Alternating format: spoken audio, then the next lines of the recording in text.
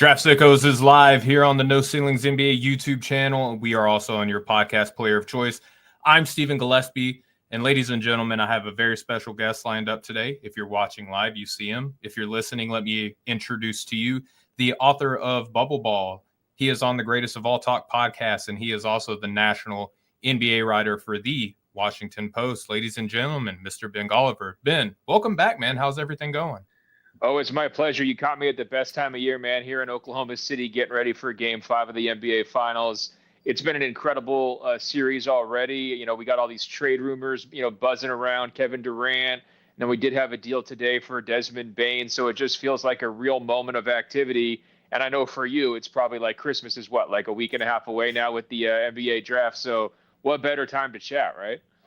It's bittersweet how close it is, because I was talking to some people today. I'm like, well, I got like one more article that I have for my weekly coverage, and I have like maybe two more shows before the draft. So it's coming to, the best part of the year, the actual draft, like the actual milestone that we're all striving for. But then it's like, then I have to go and try to find more things to do to occupy my time throughout the day. So it's a lot of fun. But Ben, you touched on this. This wasn't a part of our outline, but the Orlando Magic and Memphis Grizzlies, they changed our show lineup a little bit today. There was a major trade to kick off the offseason, so to speak. We still in the midst of the finals, but offseason's already taken place.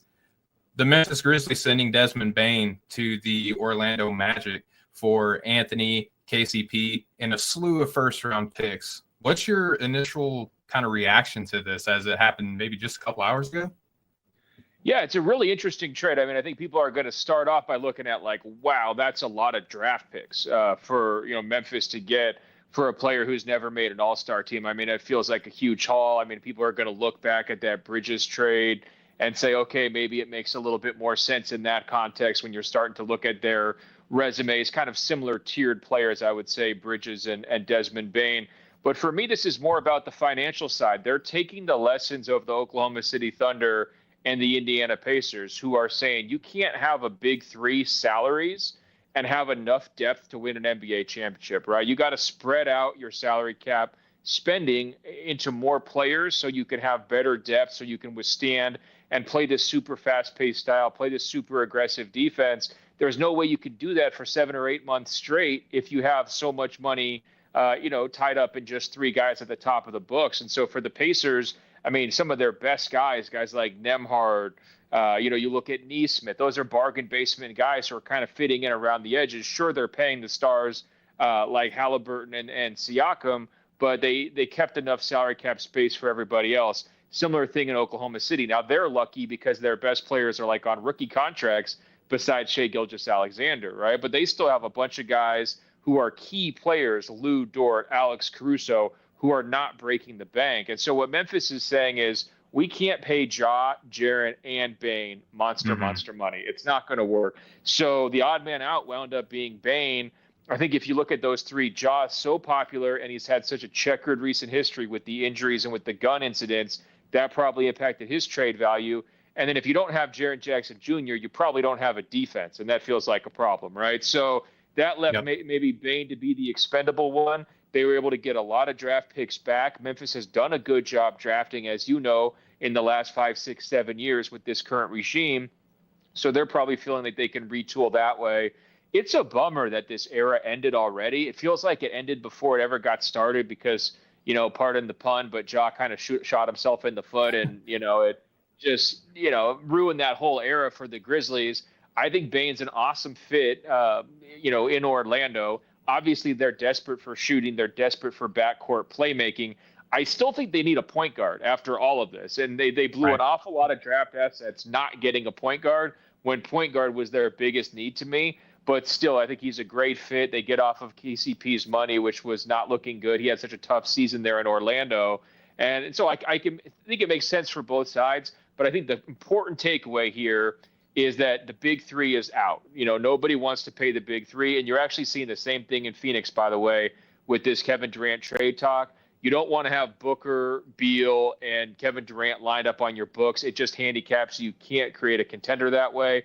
And so that's part of the reason why KD is going to be out.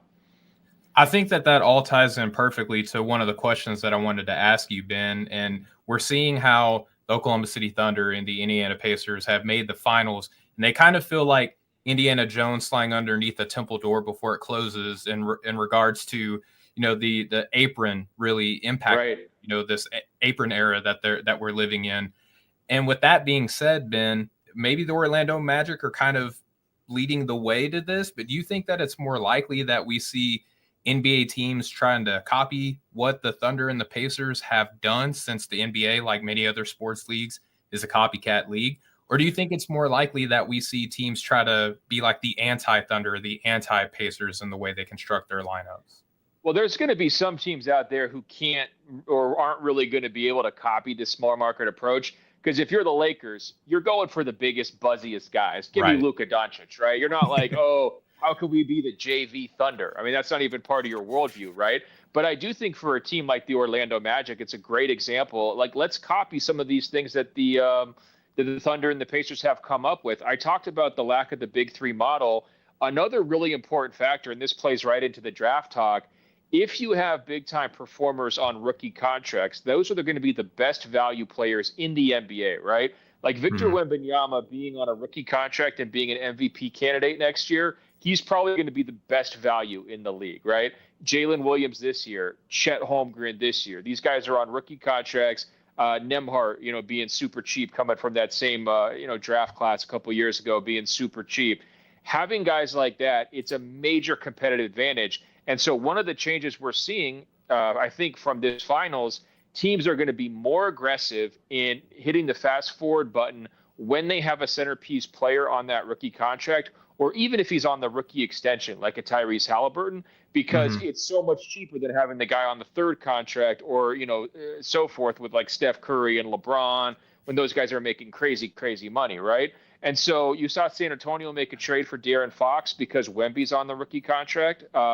I think actually this Orlando one's a great example too. Paolo and Franz, especially Paolo, is on the cheaper contract. Franz's money is going to kick in, but they go make that trade for Bane because they know they've got Paolo on the smaller number here for the next couple of years, right? So that allows them to be a little bit more aggressive.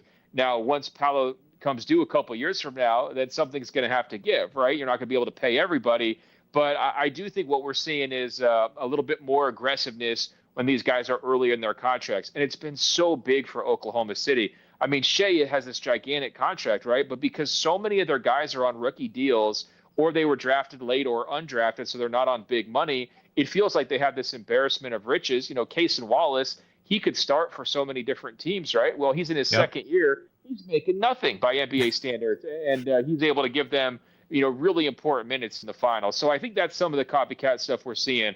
No more big three. And then also hit the fast forward button if you've got a great value rookie contract player, because that allows you to, compete now. And I think we are seeing a younger NBA, and I'm sure you're feeling this too, but no KD, no LeBron, no Steph Curry in a big time way affecting these playoffs.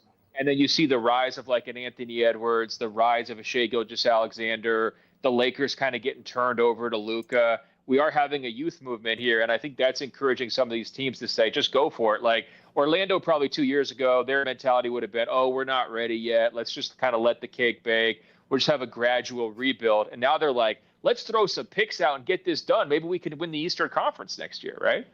Yeah. I mean, the Eastern Conference is by all accounts wide open, and that's before Giannis may or may not get traded away from Milwaukee. That's going to be, I think, like the next sort of milestone within the offseason that we're looking for. Then you talked about rookie contracts. One of the bigger points of conversation that has come up, I would say, since we've seen the impact of the NIL within this draft class happen. We had a very low amount of players opt to test the waters while keeping their college eligibility going. We saw a lot of college players just kind of stay put, and that made the overall total of players looking to go to the combine a lot lower. Then we saw as the combine progressed, like we saw Boogie Flan do the Grandpa Simpson walk in with his hat and his jacket, take it off, and then put it right back on and walk out. Boogie Flan just said, no, thank you. I'm going to go back and accept this NIL money over in Florida. With that being the case, Ben, do you think that it makes sense that the NBA would look forward, to next collective bargaining agreement and say, hey, maybe we should up the rookie scale contract so we can bring in some of the more talented players in as soon as possible? Or do you think that it's more likely NBA teams are okay with the smaller number of prospects coming in, testing the waters, and then ultimately committing to stay in the draft? Well, there was another example too, like Yaxel at Michigan. Is that right? Where That's he right. kind of came in and tested. I just know that I'm a big Michigan football fan, and all the Michigan basketball podcasters are like elated because they're like, we stole this great prospect from the NBA. What a great recruiting coup, right? And so there's another case where I think he's an upperclassman, but he just decided, hey, the NIL money was probably comparable at Michigan compared to what he could get maybe as a second-round pick. He goes to the combine. He doesn't necessarily get rave reviews there. He's not guaranteed he's going to be a first-round pick. So let's go back, polish things up, maybe come out a year later, and you get the first-round money next year while also having a good chance to develop in Michigan. To me, that's the sign of a healthy system. That's how the system is supposed to work. And the NBA owners, they flirted with the whole one-and-done thing and the preps to pro thing. Remember, for a number of years, they were like, oh, we're going to go back and ultimately, go back to the old rules that allow high school players, to come straight to the pros. But they never actually did it. And one of the reasons why is because they want developed players once they get to the NBA. It's been a huge point of contention. I wrote a story about it with Joe Dumars this year. You guys could go Google that. But the idea is that does the American system produce NBA players who are NBA ready? Or is it falling behind the European model where they're going to draft academies and they're getting, they're playing against professionals for multiple years. They're practicing a ton. They're getting great drill work. It's very structured. It's not so fly by night like an AAU type program where you're constantly changing teams and changing coaches. And so they're feeling like, well, in some cases, the American program needs to improve. The NBA officials are the ones who are saying this. And so for the NBA owners, they want to be able to draft sure things. So I don't think they're going to do anything in future collective bargain agreements that will really incentivize guys to come out earlier. I think that they actually would favor a system where players are getting compensated fairly or pretty fairly in college, much more fairly than they used to when they couldn't get anything besides a scholarship, right? And then they come to the NBA when they're ready, and it's much easier to evaluate prospects in that setting. I don't think they're trying to rush in guys who are 18 and 19 years old to the NBA unless those guys are really, really ready. Now, with Cooper Flagg, they probably would have drafted him 2 years ago because this guy is so NBA ready, right? But for the average guy who's kind of on the bubble or on the fringe, it leads to a lot of tough choices, tough chances, and it leads to a high washout rate, right? You look at the late first-round picks, you might find some real studs, diamonds in the rough, but you're also going to find a lot of guys who just disappear and don't really become anything. So the longer these guys stay in college, theoretically, the lower the washout rate should be. And so I think this is actually – I know it's chaos for college. Like the college basketball analysts hate it because everybody's in the portal, everyone's transferring and all that. But from the NBA standpoint, I think we're getting to pretty close to the best the system has ever been because guys are getting to make the choices on their own timetable. And in some cases, they're able to stay 3, 4, 5 years. And if that's what it takes, that's what it takes. And with NBA teams, like quality teams especially, like teams that are in the championship hunt, they need those guys to fill out their bench. And they'd rather draft somebody who's 22 and ready to go and can plug and play as opposed to, drafting a 17, 18-year-old kid and crossing your fingers. I mean, look at the Lakers strategy, right? Last year, they take Dalton Connect. Why'd they take him? Because he's older. He's NBA ready. He can, come in and be a shooter. Did that pick work out? Not perfectly, but the strategy is something that I think you're going to see a lot of teams want to adopt, especially if we see the kinds of returns that you're describing. Well, and the other thing that we're seeing too is how physical the NBA playoffs are, and some of the top players that didn't play a lot in the NBA were some of the more hypothetical in terms of physicality, how they handle that within the draft class. So that's another thing that I know is impacting a lot of people's draft philosophies this year. Ben, we're going to take a quick break, and then we'll be back to talk a little bit more about draft stuff. Of course, we got to talk some NBA with you being here, Ben, but we're going to shift our focus over to the NBA draft a little bit more. So hang tight. We'll be right back.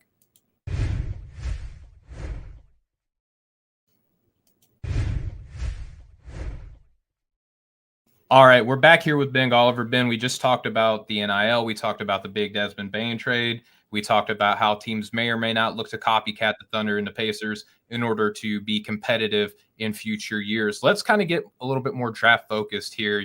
Ben, you were in the building or the room or the shed. I don't know what it looks like. I've never been, but you were there when the draft lottery order was revealed, and the dust now has long since settled. With that being the case, Ben, what's kind of the lasting memories that you are going to have walking away from that event? Well, it is a room, but now I'm thinking maybe they should make it a bunker or a shed like you're describing. That would even up the drama even more, right? But Yes. I think what you're trying to get at is the idea that it's secretive, that they don't allow anybody to have cell phones in there, no electronic devices.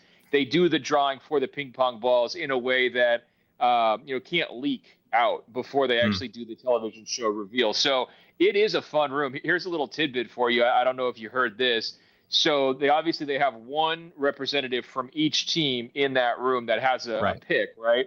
Well, this year the Thunder would actually get a pick if the Sixers had fallen, right? Now the Sixers got to keep their pick because they jumped up, but if they had fallen, I think out of the top 6, that pick would have gone to the Thunder.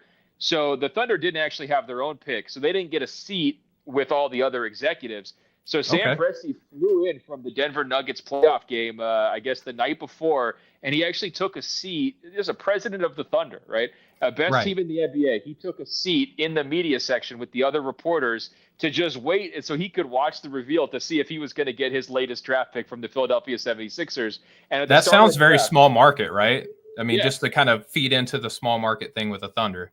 Well, there's that, but there's also just the obsessiveness, right? Where it's like, hey, he could just be around the team that's trying to win the championship, but he wants to dot every I, cross every T, and he wants to see where his next pick is going to be. A lot of people have been joking, like, the Thunder, they didn't even have their first-round pick from last year on this year's team because he's been injured all year, Topic, who a lot of people like, and he's probably going to be an impact player next year. And so here's Sam Presti just trying to load up, and the rich get richer in the draft. And it was just funny to see him sitting there. You got guys like Zach Lowe and other, reporters, Chris Mannix from Sports Illustrated. And then here's Sam Presti just sitting there watching it right next to those guys. It's hilarious, man. But anyway, that's a fun scene.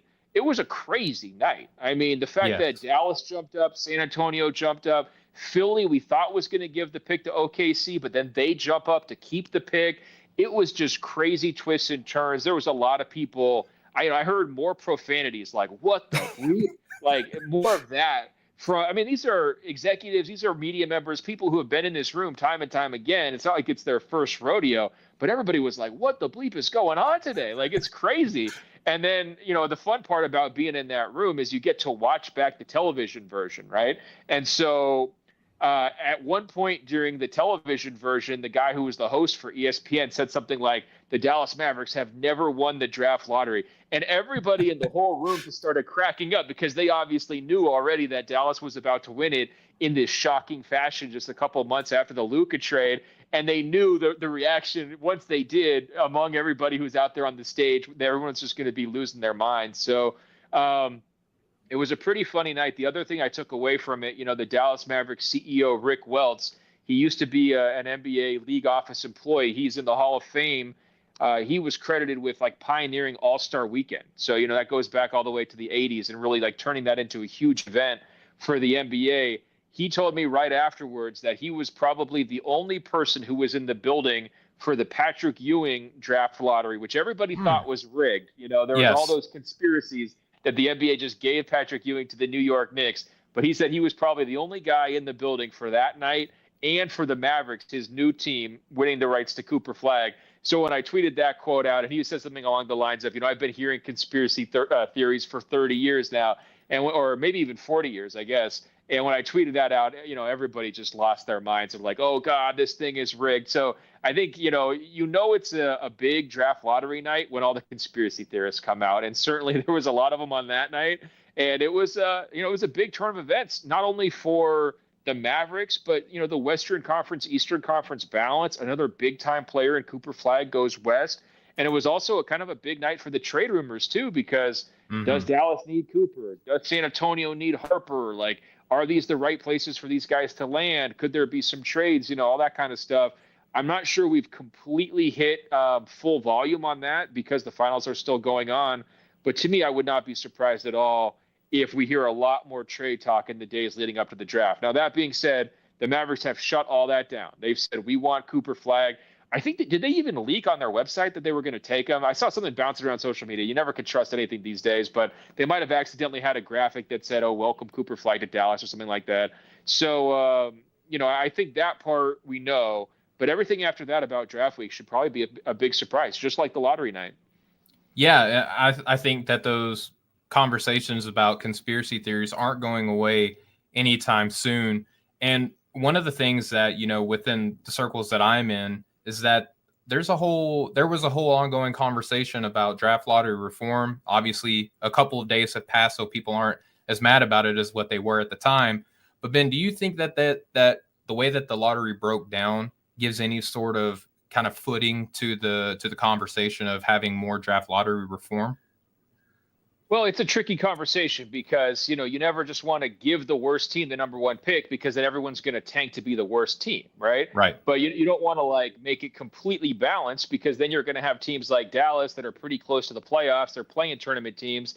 They get reloaded with a franchise player who do they really need it if they already have Kyrie Irving and Anthony Davis on their roster and they just had Luka, a few months ago. So there's got to be a balance, right? I think the balance is struck pretty good. If I was going to redo the odds, I would actually favor the worst teams just a little bit more because you have a number of teams that have no other path to getting a franchise player.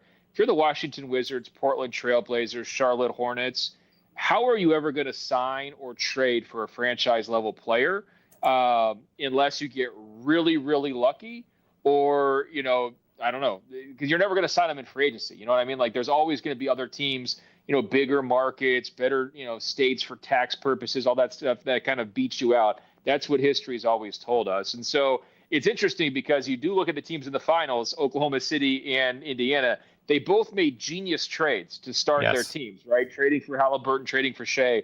So it's not impossible, but that's really, really, really hard to do. And so I think you got to give these teams that have kind of been left behind, you have to give them some sort of a pathway to a franchise player. And typically that's the top picks in the draft. And you look at Charlotte, if they got Anthony Davis instead of MKG all those years ago, they'd be in a different spot. If you look at Portland, maybe they get Wemby instead of Scoot. They're obviously in a much different spot, right? So sometimes it just comes down to the ping pong balls. Are your friends or your enemies? And I think you got to still give those teams a chance. So I'm not really for a dramatic reform, but I would favor the worst teams a little bit more. But the other interesting part of that conversation that gets let out, how many of these star players recently are guys who are not number one picks? Halliburton, Shea, Pascal Siakam, Jalen Williams. I mean, Chet Holmgren is really the Jokic. I mean, you go down the list of like other guys, but I'm saying like in terms of guys who are kind of in the finals right now. Oh yes, yes. Chet's like the main draft pick from this whole group, and he's only in his third year, and he missed half the time because of injury, right? So it's not quite the same as it used to be, where like if you had the number one pick, you're going to the NBA Finals 7 years later, right?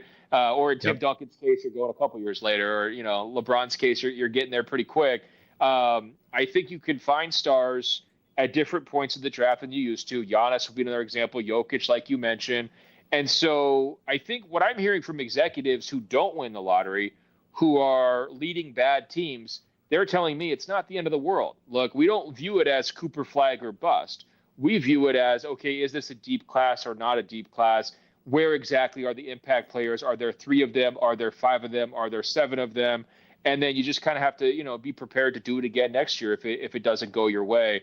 And I think that's the right mentality to have, right? It's better to build a culture where you play your young guys, you get them a lot of reps early, they get a chance to build together like the Thunder did, like the Pacers did, and you kind of get it going in the right direction gradually rather than just saying, oh, it's Wemby or bust, oh, it's Cooper Flagg or bust, and then you just do the process like the Sixers did 10-something years ago where it's like, okay, well, you just don't even care about winning, you don't care about culture, you don't care about teamwork really at all. It's just trying to lose as much as possible. I think this current reality is healthier, and I think it's working for a lot of teams.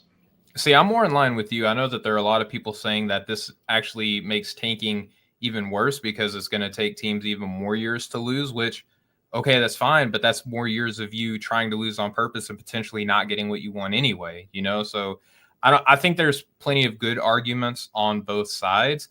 I think that we just kind of need to let it ride a little bit more. I mean, we're still pretty new in the smoothing of the odds or flattening of the odds, so to speak. So maybe we let it play out a little bit more. But I'm sorry, Ben. Well, just one other point. Look at the Detroit Pistons, right? Almost the worst team in NBA history last year. Yep. This year, they're in the playoffs. And so I think the argument there would be is the parity era in terms of spreading out the talent from the good teams to maybe the not so good teams, giving everybody a chance should actually shorten the rebuilding periods, right? So you may drop into the lottery a couple times in a row, but if you get a Cade Cunningham, right, or if you get a couple other nice free agency moves like Detroit made, you can turn your whole fortunes around, and you don't have to be back in the lottery the next year. You don't have to do a 5-year tanking rebuild, right?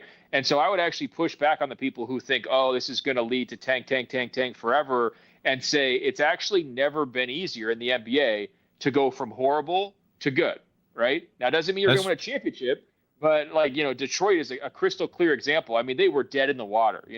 We were tracking every single loss they had, 27 in a row. It was crazy. Yep.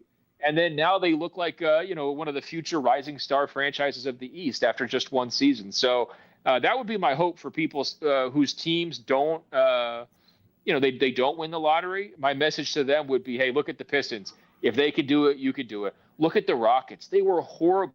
Remember the Kevin Porter Jr. Rockets? Like, they were unwatchable, Yeah. He's messing around on the bench. He's not paying attention. You get Steven Silas looks in over his head. They hire Ime. They draft Ahmed Thompson. They collect some of this young talent. Boom, they're in the playoffs, pushing Steph Curry to the limit. So I personally am not as worried about the long-term rebuilding teams as a lot of people. Now, the only exception to that is a team like Charlotte. It's like, come on. Eventually, they got to figure it out. Or Washington. Eventually, they got to figure it out. And I think that I got some confidence, especially in Washington over these next couple of years, to be one of those teams that makes a rise up the standings. Yeah, especially, and you mentioned too the rise of the Pistons. 2 of the 3 teams that so-called lost the draft lottery, they're in the same conference as the Pistons too, right? So I mean, Utah being the one team that being the outlier within that criteria there. But Ben, we talked about Dallas getting that immediate get out of jail free card. Ben, I'm sure that you probably heard this, but they traded Luka Doncic this year. That was kind of a big story. But they get this giant get out of jail free card and Cooper Flagg. What's the sense of excitement that you've kind of heard? You said earlier that 2 years ago this guy would have been drafted in the first round. What's the sense of excitement that the league has with Cooper coming into the NBA? Well, first of all, let's talk about the excitement in Dallas, right? Because I went to Luka, and I'm in LA, so I know the excitement that came from the Lakers side when they got Luka. I mean, there was people at the Lakers games who were down on their knees praising Rob Pelinka, literally down on their knees, saying thank you and doing this, bowing at his feet, basically. So we're not worthy, Yeah, we're not worthy. Exactly right. So that was the Lakers side. And meanwhile, when Luka went back to Dallas, I covered that game. I mean, it felt like a funeral. I mean, and obviously he played amazing, and the Mavericks fans cheered for him, but they were just so down and despondent about where the franchise was, chanting "Fire Nico" and just being so upset. And so to have a very fan-friendly style of play for Cooper Flagg, I think it makes for a great fit in a place that needs it, because they also have to fill in this hole with Kyrie, where he's also one of the fans' favorite players, but he's going to be out for most or all of next season with that injury, right? So It's like, if you're a Mavericks fan, why are you showing up to the arena, right? Well, Anthony Davis and a whole bunch of new teammates, that's not the strongest sell for a lot of fans. But now you got the hype around Cooper Flagg, who, to me, he's the most complete American prospect since Anthony Davis in terms of offense, defense, intangibles. And I actually think he has the potential to be a better leader even than Anthony Davis is. Anthony Davis, to me, was at his best as a number 2 guy. And I think Cooper, he's really shown the ability to be a leader on the high school level. And I thought at Duke, even though that was a young Duke team, he emerged very quickly as their alpha option. And he took them almost all the way to the championship. And really, they should have won the championship. I mean, they kind of blew it in the Final Four. And that was a team that had a chance to be one of the best Duke teams of all time. So what inspires such excitement around Cooper? Well, first of all, he skipped his senior year of high school, so he's young. So he's got extra upside because he reclassified from Montverde to Duke.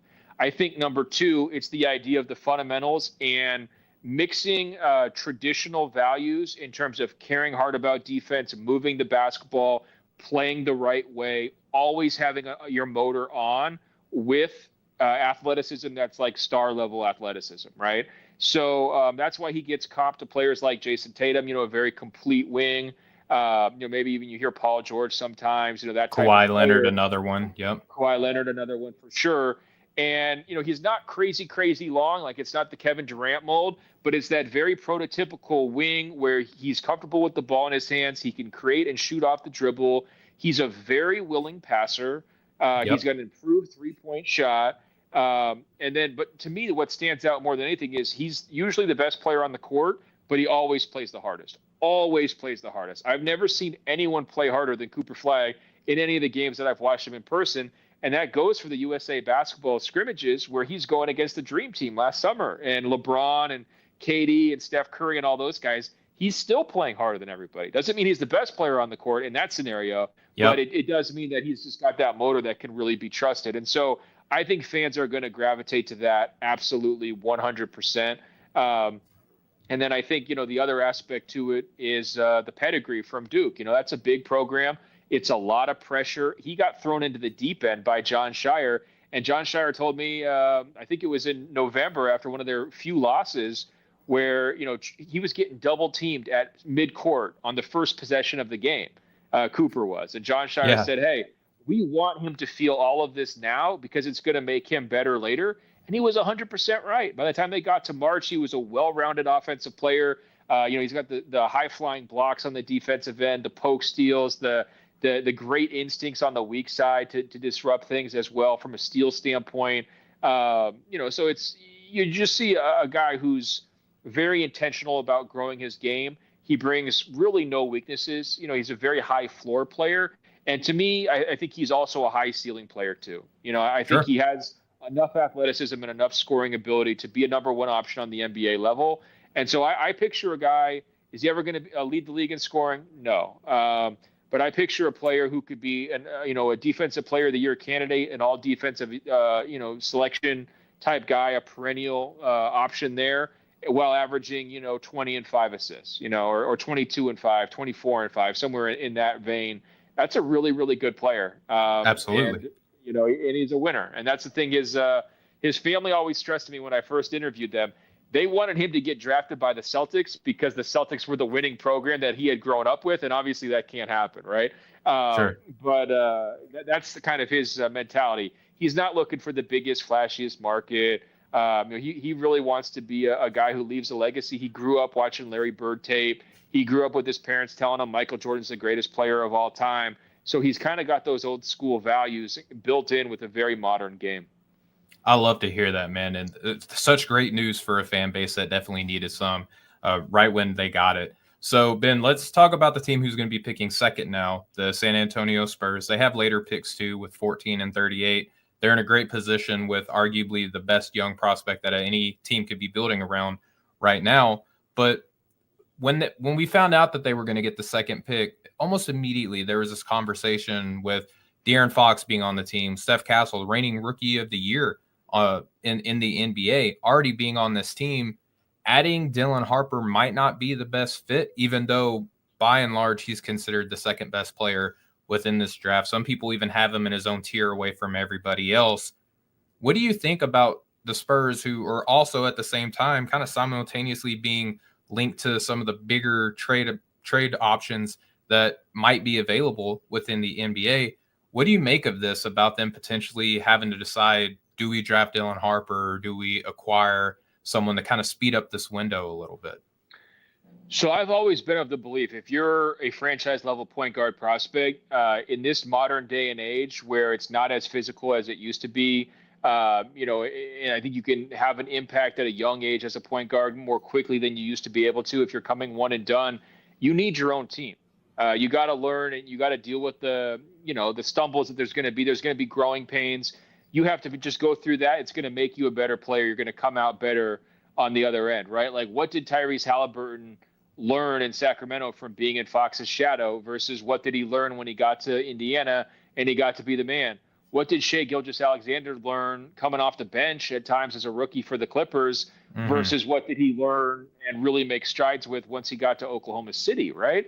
So to me, it's not a good fit. One way or the other, you got too many ball handlers there. You got too many guys who need the rock. And so I was an advocate, a proponent of the Fox trade for San Antonio because I was saying Wemby is ready now. So it's time to get him some real help. And I really was down on all of his supporting cast there in San Antonio. So I approved that trade. Obviously, if I had known they could get the number 2 pick in this year's draft, I probably would not have approved that trade. And I wonder how they feel about it, because it's a good problem to have. Yes. But now you kind of have to make a choice, right? Do you want to undo fast forward, slow things down, give the team to Harper and trade Fox? Or do you want to stick with Fox, try to make it work with Harper? That's the option I don't like. Or you could potentially trade Harper and see what you can get and try to become a contender now. I think the ideal scenario for San Antonio is trade the Harper pick as part of a package for Giannis. If you could do that, I would do it, because now you've got this amazing Twin Towers combo. Giannis is inside, Wemby's outside. You've got this great defense. You've got the lead ball handler in Fox. I think he's better as a number 3 than as a number 2 guy. So Fox, like, his life is better, right? And then now everything, you're off to the races. You're an amazing team. You're one of the contenders for next season, right? So that would be my dream scenario. If they don't do that, I would seriously consider shopping that Harper pick, because I think you're going to get more value for that pick than you would for Castle. And because you've already got Fox, something has to give. They are not saying that. They're saying we're happy with Harper and we're going to bring him in, and, you know, we're just going to kind of try to make it work, and maybe you bring him along slowly. I don't know. That's just not the ideal situation for Harper. You know, and if I were him, I would want my own team too, right? I would be looking around saying, hey, there's got to be somebody out there who needs a point guard, right? And another example of this, by the way, look what happened with Scoot Henderson in Portland, you know? Yeah. He came in super hyped. I mean, he might have had more hype than Harper, right? You tell me. You For follow sure. this stuff closer. But... He was – a lot of people said that Scoot Henderson was the best guard prospect that they've scouted until name your last, like, Chris Paul, so whoever, right? One of the best point guard prospects that many people have ever scouted. And so he goes to Portland. Does he get to start from day one? Not really. I mean, they got Simons there. They got all these other guys kind of in charge of the ball. I'm watching Scoot during his rookie year. He's off the ball. He's coming off the bench. He's standing in the corner. Well, he can't shoot. So why is he standing in the corner? All he's doing is watching. You know, he's just wasting his time. And so, you know, you fast forward to today, where is Scoot compared to where we thought he would be? Is way behind schedule, right? And he never got his own team. He never got the chance to learn on the fly. And there was a lot of turnovers from Scoot his rookie year. So I understand where the Blazers coaching staff is coming from, but I do think it's sort of like you got to throw guys into the deep end and see how it pans out. I don't want something like that to happen for Harper. And so that's why I think a trade could make a lot of sense, you know, and just because a draft pick like this falls into your lap, it doesn't mean you have to use it forever, right? That could become a big time asset for someone else. And by the way, if I was Milwaukee and Damian Lillard is out all of next year injured, and I'm looking at, hey, do I need to transition out of this current era? I really like the idea of trading Giannis for a package built around Harper and telling Harper, there's no pressure next year. This is your team. Dame's going to be out, and just learn on the fly and don't worry about wins and losses, right? Sort of like the Thunder did with the young Russell Westbrook all those years ago. That makes a lot of sense to me. So I kind of hope this pick gets moved. I'm not sure it will, but I hope it will, and I think it should. Yeah, and it's going to be interesting, too, to see what the Desmond Bane trade, like how the impacts that it has on the trade market at large, too, because maybe Milwaukee's like, well, geez, like we should be getting 10 first-round picks now because of this Desmond Bane trade, right? So that'll be – yeah, it very well might, because, I mean, third best player in the world by all accounts. But, Ben, we're going to take one more break, and then we're going to hit some of these other teams picking at the top of the draft, so we'll be right back.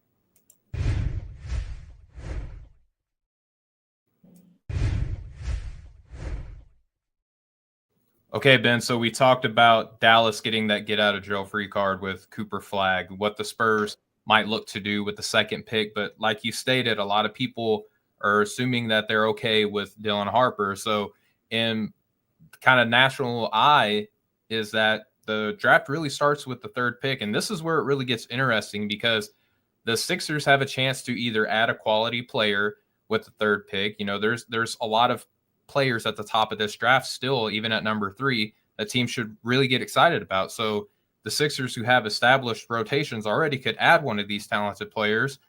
And Daryl Morey has never really drafted this high either. So we get an opportunity potentially to see what he would do drafting number 3. Ben, what do you make of this, though? Do you think that they keep this pick? Rumors have it that they're shopping it, you know, every which way from Sunday to include other players. Like, what do you think the Sixers could be doing here with the third pick? I mean, it feels like the closest Daryl Morey's ever had to a pick like this is when he traded for Harden when he was in Houston, right? I mean, Right. obviously that's not like a draft pick, but that was sort of that type of move where he was like, "Hey, I need to go get a franchise player." So my question is there a franchise player available at 3? I'm not sure. I'm lower on Ace Bailey than a lot of people. If I was drafting 3, I would probably take VJ Edgecombe. I think Okay. he's a really interesting player, amazing athletic tools, and a lot of good commentary about his motor and how he plays. He's probably got some growing to do, but he's very, very young, right? Yep. Could he be a fit next to Tyrese Maxey for the long term? Possibly. They're separated by a number of years, but you've got Maxey locked in. He's such a fan favorite. The team was so bad this year. Do you really face pressure to turn things around next year? I mean, I kind of look at Philly. They're the opposite of what we were talking about earlier, where the big 3 model is dead. They just immediately last summer bought into the big 3 by bringing in Paul George. And now Paul George is older and injury prone, and Joel Embiid is not old, but he's older than his body is older than his age because he's Yes. had so many issues, and you just can't trust him. So if it was me in this situation, I would be thinking eventually I'm going to try to get out of Paul George and I'm going to try to get out of Joel Embiid. That could take a while to do because people, they don't really have a lot of trade value right now. They got a lot of future money owed to them. So I would be taking a prospect who I felt fit best with Maxey and who would be somebody who could kind of grow this organization as a franchise type player for a number of years. Now, there's some people who would argue that's Ace Bailey. Like, he's got the scoring upside. He's the guy who could be a franchise level player eventually. Take him and take your shot. I'm just a little bit lower on him because of the shot selection stuff, decision making, ball movement, touch and feel. I just don't think he's quite on that same level as he needs to be to be worth the number 3 pick. Now with Edgecombe, it's like, okay, if you fast forward 2 years, is Maxey, Edgecombe, and a new look front court, are they players in the Eastern Conference? Yeah, sure, that's possible. And so that's the route that I would go if a trade didn't develop. What would you do? I think it's interesting because I am like you, I'm lower on Ace as well. And one of the interesting things that I noticed in the combine was that when he was interviewed by ESPN, so everything had to be approved, right? If you're getting on ESPN, like all your agent, everything's signing off on this. It's being aired nationally. He was listed as a Rutgers guard in an interview at the combine, which I found interesting because the whole cycle he was being compared to guys like Rashard Lewis, Michael Porter Jr., stretch fours, right? Oh, he's a forward. Yeah. And that makes me wonder, like, how does he look at himself? How does he view himself? His quotes are phenomenal. Like, if he hits, like, he could be like Anthony Edwards level commentary in the NBA. It could be funny. The only concern that I have with Edgecombe, there's really 2 with Philly, is like I kind of feel like they're okay with their guard positions right now. I think that if you're looking at depth and even long-term sustainability, they got Quentin Grimes on their team who could kind of toggle between the 3 and the 4. Jared McCain, prior to his injury, looked like the front runner for Rookie of the Year. So, and of course, you mentioned Tyrese Maxey being the favorite. So I kind of think they're all right in the backcourt. But then it's the question of, okay, well, who in the front court could you draft at the 3rd pick? That's what makes this interesting. I think Knipple is another player who it's a stretch for me to take him 3. But if you're looking to pick any player who I think is ready-made to compete and contribute to a winning franchise right now outside of Cooper Flagg, it might be Knipple, who was his running mate in Duke. And I think that he can, his measurements favored to where he can kind of play the 2 or the 3. You would like to see him get a little bit stronger, obviously, and more quickly than probably normal or feasible. But I think that he could make some sense there. And then another one would be Trey Johnson, who is getting a lot of buzz kind of in the late half, getting a big push.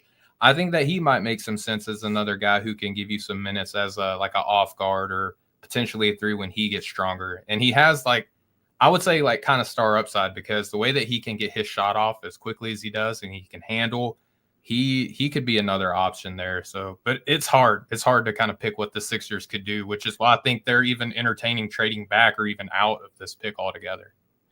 Well, I love Knipple as a player. I also love that we agreed in the English language that the K was always going to be silent until Knipple came along, and then we don't do the silent K anymore. That always cracks me up. He figured that one out. He hacked the dictionary on us.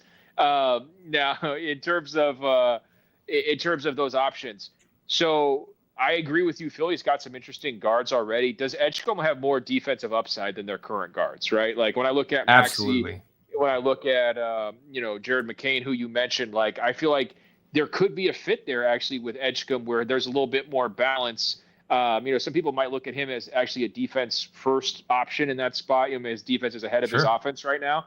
So that could give you a little balance. And then maybe we're also learning from Indiana and Oklahoma City. Is there such thing as too many guards? OKC's Fair playing point. 4-guard lineups. They're playing freaking Caruso at center in big games. He's like guarding guys who are 6-7 inches taller than him, and it's working. And then with Indiana, I always felt like coming into the postseason, my knock on them was they were too small. I was like, look, Miles Turner, he's kind of perimeter center. He's not really like the most imposing guy. And then you kind of go down from there, and Neesmith and Nemhard, McConnell, those guys are kind of all small. Even Shepard's kind of small. But then you get out there in the finals, and when they're matched up against Oklahoma City, who's not huge itself, and they're playing those small lineups, it's like, are we going to a future where people are going to put 5-guard lineups? Is that where this is going? So if I was Philly, I think, does Edgecombe get comped to Anthony Edwards, kind of like a poor man's Anthony Edwards? Have you seen that? I haven't seen Anthony Edwards a lot. Some of the popular ones I would say I would say kind of like your Victor Oladipo or your higher end comps for him right now within kind of the draft community. Yeah, that makes sense. They're all kind of similar molds. I think if he could be healthy Oladipo is an amazing player, right? Oh, absolutely. If you can get that guy at number 3, I think you do it. And I think that's a safer. I mean, it might not be as safe a pick as Knipple. I think Knipple's going to be a really, really good player. And so you make a good point. I hadn't really considered him at 3, but he should be in the mix for 3. But I think Edgecombe's going to be awesome. And I think that's who I would probably go with at 3, knowing that Philly, they have to view this as a transition. To me, that's like the biggest thing. And I think Edgecombe maybe has a little bit more upside with the athleticism, and that would probably be why I lean that way. It's not an unpopular take, and for people, a lot of people like VJ overall, 3rd best prospect. A lot of people still like him in Philly. I have concerns about, okay, what's the on-ball creation look like? What's the handle even going to look like translating into the NBA? But you never want to bet against athleticism from what we've seen from like the Thompson twins, right? Recently in the NBA, Bilal Coulibaly, another one. And then also you don't want to bet against high character guys. And by all accounts, like VJ Edgecombe checks all of the boxes that you would want to see there. But Ben, let's transition now to the Charlotte Hornets. We could also kind of throw in some Utah or Washington commentary in here as well. But these poor teams, they did all this losing for nothing, right? Like they're outside the top 3 in a draft where it was largely considered to be a 3-player draft. And now, by all accounts, a lot of people are like, well, it's really top 2. Maybe we're not as high on Ace as what we were. But there's a lot of speculation within Charlotte. One of those speculations being maybe LaMelo Ball just isn't a part of this team anymore. I've seen that being floated around. Well, did you see it from his brother and his dad and everybody else who was trying to get him traded to the Clippers? It feels like it's a nonstop, relentless campaign, isn't it? Absolutely. And like, you don't want to be intact internally, so to speak. Like it might not be LaMelo, but it's LaMelo adjacent where you're getting like all these, hey, maybe it would be better in this big market instead of this kind of a losing organization in Charlotte. But I don't think that that's going to slow down anytime soon with free agency coming in. But what do you think the biggest need for the Charlotte Hornets would be coming into this draft? Like maybe just a player type. We could talk about specific players, but if you're looking at the construction of this team, they got Brandon Miller as well. Maybe not Mark Williams moving forward. We'll see. But what would you add to this team in the draft? Well, I think if you've determined LaMelo is not your guy anymore, and that could be for a couple of reasons. It could be because he wants the bigger market because his family keeps mentioning that. It could be because of constant injury issues and you feel like that he just is never going to overcome that. It could be because of play type. He's very, very loose and freewheeling, and so it creates a lot of highlights, but it creates a lot of empty possessions. And then defensively, is he ever going to get it? Answer is probably not, right? So that's a lot of concerns. That would be a lot of reasons why, an organization would eventually say, hey, we tried, it's not working out. We want to go a different direction. We got Miller as a franchise level forward. So let's go out there and find a franchise level guard who would kind of grow with him. Imagine a scenario where Charlotte did get the number 2 pick. They draft Harper and trade LaMelo Ball. Do you like that future for them better than what they've got going on currently? I probably do, just because LaMelo has been so inconsistent and in and out of the lineup, and he can never play even close to 82 games, right? So I would say they have to solve the point guard problem, the lead ball handler problem. And I would be in favor of them trading LaMelo Ball if they can get a decent return for him and if they can find a replacement in the draft. And so that's probably how I would approach this year's draft. And I think that, again, we go back to the finals as a great example. If you don't have your main guy, if you're not 100% sure you have your main guy, keep trading until you have him, right? Like Indiana, Sabonis was their main guy, right? Well, was he really going to be a franchise player for them? They correctly determined no. They traded him for Halliburton. As soon as they got Halliburton, Pacers president Kevin Pritchard said, "This is our Peyton Manning." The Indianapolis connection. It says all you need to know, right? He's the guy. Same thing for Oklahoma City. When they traded for Shea, they were high on him. I don't think that they completely knew what they had. And then they did. Year passes, another year passes, and then they're like, "Oh my God, this guy's capable of being an MVP. This guy is somebody who can learn from Chris Paul and he become an all-star level player," right? And so, I think once you've got your guy, then okay, you build around him. I think in Charlotte we're realizing LaMelo is not the guy. So Brandon Miller could be, but until you have that guy for sure, keep making moves, and until you find that guy. And so if I'm Charlotte, trying to move off LaMelo, trying to find a better option as your franchise guard, creating more room for the team to be built in Brandon Miller's mode, I think that's the way to play this. Well, unfortunately, there's like a wide range of opinion on some of the lead guards within this class. I would say that there are a lot of people that think Jeremiah Fears out of Oklahoma is a potential kind of like lead guard type. Think of about in the mold of like a young Russell Westbrook, so to speak. Yeah. But a lot of people might consider that a stretch at where they're picking. And then you got Kaspers Yakushonis, the kind of perimeter player, mostly a guard out of Illinois, and then Yegor Dimon out of BYU, who there's some the opinion varies on these two guys so much. I'm more favorable of a Kaspers Yakushonis, but he was kind of loose with the ball a little bit, just like LaMelo Ball is in the NBA. So you might be living with some of the same kind of headaches, but maybe the family dynamic is a little bit more stable and more palatable for the Charlotte Hornets there, Ben. But we'll transition now to the Brooklyn Nets. And I don't know if you've watched, but they have the Scout mini series that they've released on YouTube where they talk about what they look for when they're drafting, like types of players. They talk about what it's like to be a scout. It's actually pretty enlightening just to kind of like watch the process of some of these NBA teams. So kudos for them for putting that out. But in this mini series, they've stated that they're looking at this draft where they have 4 first-round picks as kind of the launching point back into relevancy. Ben, this roster is kind of messy. They got a tradable player in a Cam Johnson. They got some big men, but that they like. I don't know if you would be afraid of potentially drafting over them, Ben. If I put you in the decision maker's chair for the Brooklyn Nets, like, what's your kind of step-by-step process of how you can use this draft to improve that team? Well, first of all, I love to hear that they're prioritizing the draft, because if you go back and look at their draft history, it is one of the least impressive collection of draft picks of any franchise in the NBA. I'm serious. And some of it's because they haven't had the great lottery luck, but you're looking at, Brooke Lopez, right? You're looking at Kenyon Martin. Those are some of the biggest names they've ever drafted, right? You remember they traded almost like a decade of their picks, it felt like, for Kevin Garnett and Paul Pierce. Yep. Paul Pierce. That whole Jet was in that team too. Yep. Yeah. And then they go back again with the Kevin Durant and doubling down on the James Harden thing. And again, they push the draft off into the future. And so I think if I'm a Nets fan, the idea that they're like, we care enough about scouting that we're going to make a TV show or on YouTube about it, I'm like, hallelujah, praise God. Yeah. It's like, finally, we're actually going to use this method, which is exactly how most teams become great, rather than trying to do shortcut trades or free agency signings or all the other stuff that they've done. I think it goes back to what we said about Charlotte, though, right? Do they have a franchise player? No, not even close. Who's even their best player? Who's the guy at this point who has the highest value? I mean, maybe Nick Claxton would have the highest trade value. Cam Johnson maybe would have, that's kind of a debate depending on what teams are looking for. I know a lot of people like Day'Ron Sharp too, as like a potential fill-in big man. Right.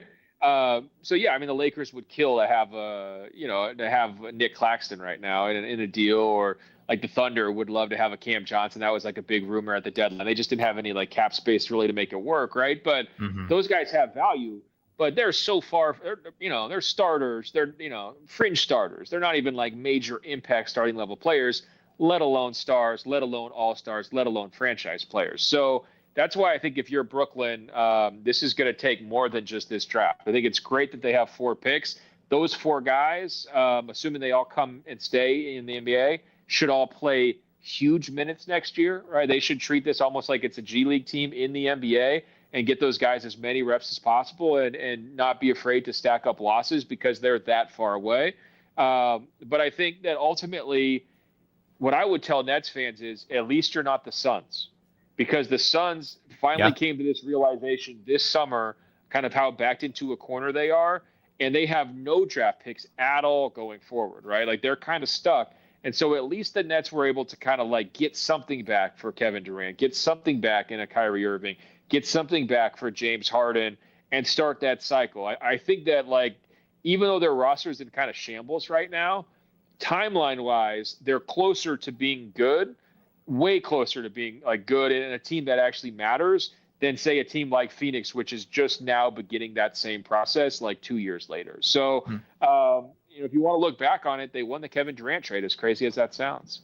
Yeah, I mean that you would have said that 2 years ago, people might have laughed you out of the room. But I mean that's the NBA is funny that way, man. So Ben, we'll close with the last question here about the Houston Rockets. Now we know that this is a very talented team, a very deep team, and a lot of people say if only they had someone who can score in the half court, if they had this kind of give this guy the ball and get out of his way, let him cook.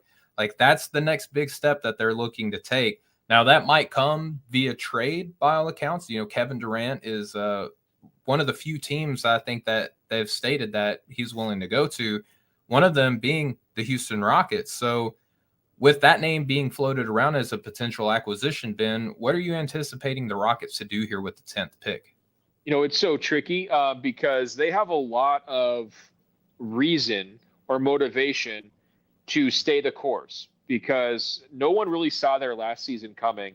They've had a bunch of young players who have over-delivered, right? There's focus on Jalen Green. Maybe he's been disappointing, but pretty much all of their other young players have over-delivered. You could argue maybe Jabari Smith, because he's had to sacrifice a lot offensively, maybe he hasn't quite hit full expectations.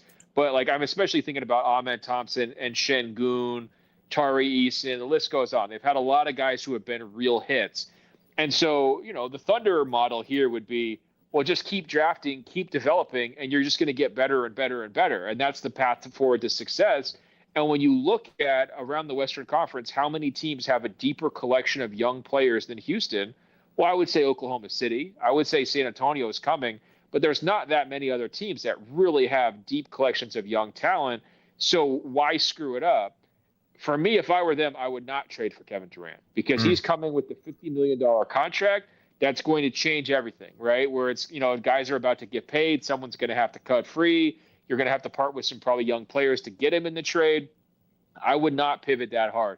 I agree they need help offensively, but I think that they need to find, personally, I would be looking for like a little bit more of a dynamic point guard than a Fred VanVleet. I would be exploring Jalen Green trades. I think there's other ways you could kind of tilt this thing and twist it a little bit, as opposed to a radical like U-turn, which is what I look at like the Kevin Durant trade looking like for them, kind of from a philosophical standpoint, because it's been so much about the youth movement and the building.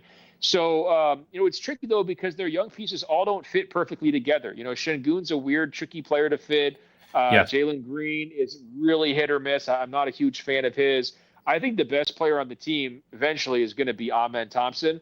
But he's like kind of a non-shooter right now. And so now you have to kind of think about, well, anyone who you trade for, it's going to need to be a guy who could space the court around Ahmed Thompson to really get maximum impact. So those are some things to consider as you go forward. But I think if I were them, I would continue to take the deliberate approach. So I would use the pick. I wouldn't try to trade the pick. I wouldn't be in a rush to trade it.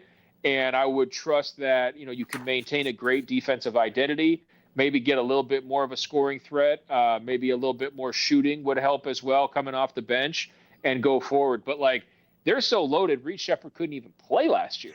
Exactly. People thought Reed Shepherd was going to be the number one pick. At least some people were arguing that he should be, right? And so that's a good problem to have. That's sort of where the Thunder are too, right? Where it's like they got Aaron Wiggins coming off the bench. He would start for a lot of teams. Casey Wallace just got benched during the finals. He'd be a starter for a lot of teams, right? So I think in this modern age, that's a good problem to have. And if I'm Houston, I keep picking. Is there anybody in their draft pick range who you think brings some scoring on the perimeter, maybe some shooting, who could complement the guys that they have? Yeah, and when you were mentioning the type of player that you would look to add, if you want to add a playmaker, this is where I think it's probably more palatable for a Spurs, Jakob Jonas, the aforementioned Yegor Dimon. But if you want to add perhaps maybe a wing player, you want to run this point Amen Thompson type offensive system, and you want to keep a little bit of length, maybe a 3-and-D player, there's a couple names that I would look to try to add here. One of them could be Carter Bryant out of Arizona, the young man who had to bite, claw, and scratch to get playing time at Arizona. Finally was able to have Coach Lloyd acknowledge the fact that they're better with him playing than not. But he has to get set up a lot. But again, in Utah, check, right? So, right. But then the other player I'm thinking about, some people are more higher on him than others. I like Cedric Coward, the young man who only played a handful of games at Washington State this year. But he has been an above-average shooter, been at every stop in his college career. So even if you don't trust the handle is ever going to develop, he is very strong. He scored in the post a lot at every stop that he's ever been at as well. But even if you just need him to space the floor and defend, we know that he can do that. He's shown that at a high level. And even though he's an upperclassman, you know, he's still kind of young for being a senior. So there's some more upside to get a little better. But then, and again, he can help space the floor in these kind of bigger lineups. So I'm a fan of Cedric Coward potentially being an option there with the 10th pick. Yeah, the shooting part of it is really enticing because obviously you want to space around, say, Şengün so he can kind of go to work how he does at the elbow and into the paint, right? But then also when you take Şengün off, especially when you go Jabari at the 5, you can create so many problems and matchup issues for opposing teams. If you surround Jabari at the 5 with Amen and 3 other shooters, that allows Amen to put at maximum pressure on the rim going downhill, and you're perfectly spaced 4 out with the other guys, right? So I think that's what I'd be trying to target if I was Houston. But we'll see. Man, it's really easy for guys like us to say don't trade for Kevin Durant. But when Kevin Durant's on the table, what we've learned throughout his career is executives have a really hard time not trading for him, right? And we'll see how that shakes out. It's hard when a 7-footer who has probably one of the best shooting motions in NBA history is like, yeah, I'd like to play for you guys, but no, we're okay, brother. Don't worry about it. But Ben, I want to thank you so much for your time. I know that you're traveling all over the place. You're covering a lot within the NBA as a whole. I just appreciate you giving me a little bit of your time today. But before I let you out of here, if you could just please, people probably already do, but if people don't know where they can kind of find and follow your work and maybe some upcoming projects you have going. Oh, no question. I mean, next week, once the finals are done, I'll be in New York for draft week. So I'm sure we'll be talking about Cooper Flagg and Harper and all those trade stuff that we were talking about. So you can find that at WashingtonPost.com/sports. And if you want, greatestofalltalk.com for my podcast. And of course, I'm on Instagram at Ben.Golliver and on Twitter at Ben Golliver. Awesome. Well, thank you so much, Ben. For myself, I got a piece coming out where it's titled Now and Then, which is where I was at the beginning of the year prospects and where I've kind of ended now, and a little step by step of how I've got to be where I am. We're continuing our NBA lottery preview pieces over at NoCeilingsNBA.com. Our draft guide is up. We've got a lot of positive reviews on that. So if you've already purchased that, thank you so much. If you haven't, please consider doing that. This is an excellent resource, a little over 300 pages where we talk about the top 100 prospects that we feel like have the best shot at playing in the NBA. That's available at NoCeilingsNBA.com. If you click on the store tab there, it'll take you right to it. Just $15. A lot of people have said that they loved it. A lot of people are reviewing that in preparation for the draft. So if you haven't yet, please go consider that. But for my excellent guest here, Ben Golliver, for the rest of the No Ceilings team, we will catch up with y'all next time. Much love, y'all.